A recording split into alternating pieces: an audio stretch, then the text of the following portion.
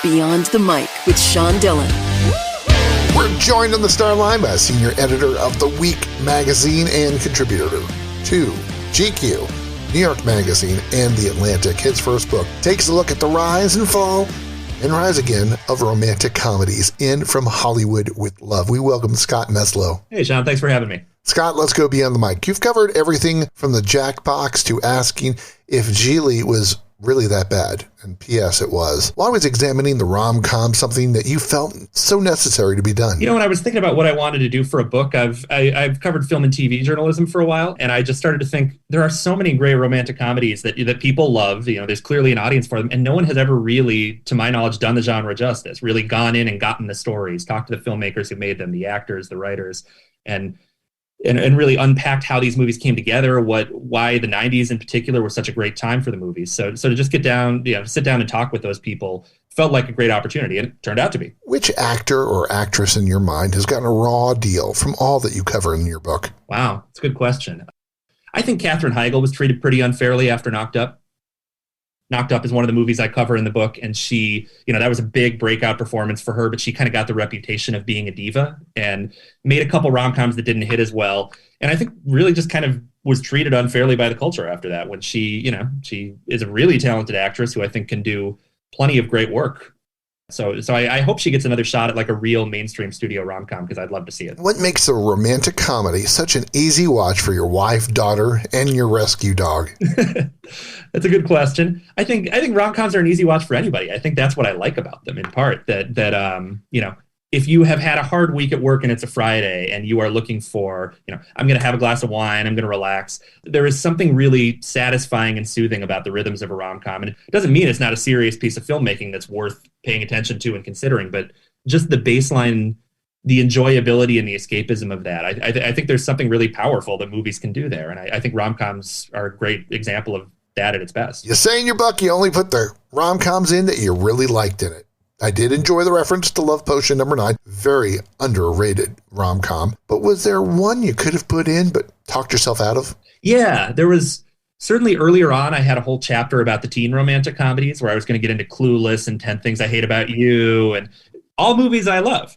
But I just, as I started to write that, I just went, this is starting to feel like a digression. There is literally a whole book about the making of Clueless. So like that book is going to do more in a book than I could do in a chapter. So I kind of painfully cut it, but it was not an easy cut. So obviously next up is going to be Clueless and some teen rom-coms. Yeah, there could be a book in itself. And if somebody wants me to write it, let's have that conversation. If the action movie is still the boss in Hollywood, how has rom-coms helped Hollywood back in the 90s and today? In addition to just making truckloads of money, and in particular, at a time when VHS tapes were really part of the business, these were movies that people wanted to own and rewatch over and over again. So rom-coms really were kind of a core pillar of the Hollywood business.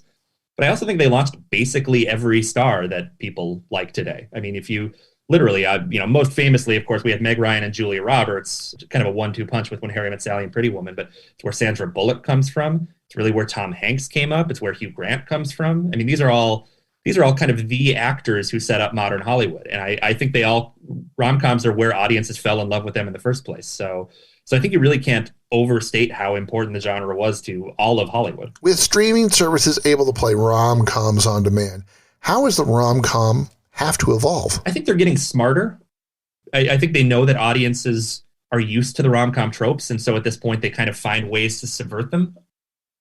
You look at movies like Palm Springs on Hulu, which is a rom-com I really loved, which is a, sci-fi, kind of Groundhog Day style rom-com, and it works great. It's just something totally unconventional and daring, but there's still a great love story in it. And I think the other thing, and it's long overdue, is the genre is getting more diverse. It's, even the great rom-coms tended to be, about kind of white upper class New Yorkers.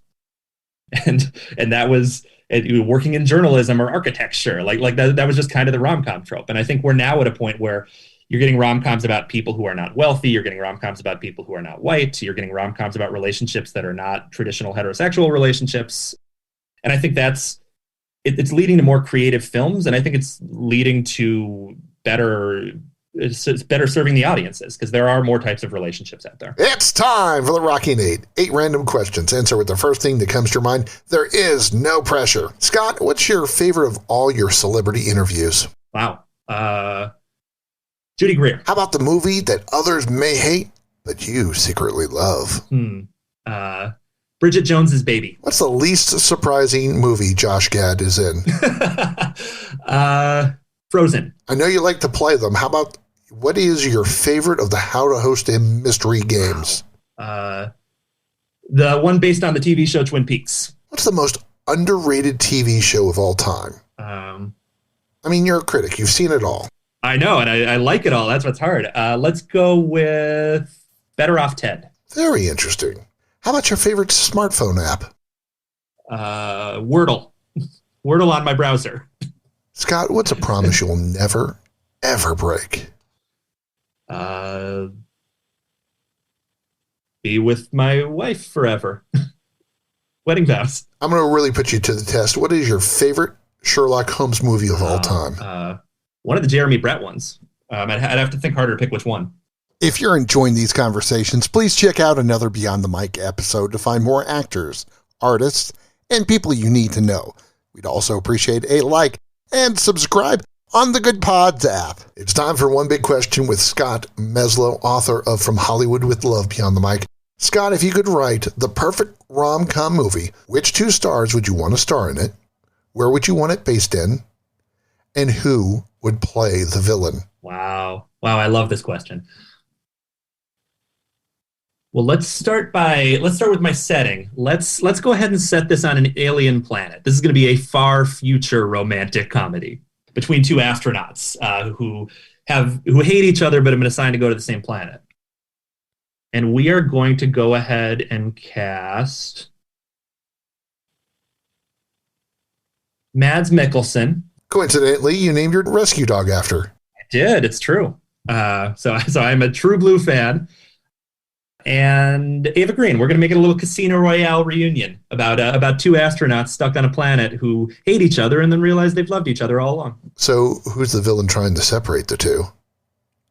The villain is going to be Daniel Craig. This is going to be a full-on James Bond reunion. Scott, why should people get this book? Well, I hope it's because you love these movies and you want to find out more about how they're made. The book is called From Hollywood with Love, The Rise and Fall and Rise of the Romantic Comedy. It's out now, and it covers really 30 years of rom-coms, but 16 movies in a lot of detail, and movies that I think most people who love rom-coms will love. When Harry Met Sally, Pretty Woman, 4 Weddings and a Funeral, Bridget Jones's Diary, Love Actually. I talked to a lot of the people who made the movies. I got a lot of stories that have never been told, and I think it's a lot of fun, and I think hopefully it's a good Valentine's Day gift, so buy it for the rom-com lover in your life. He loves Better Off Ted. His least favorite Josh Gad movie is Frozen, the author of From Hollywood with Love. We thank Scott Meslow for taking the time to talk with us today. My pleasure. Thanks, Sean. And that, my friends, is a Beyond the Mic shortcut.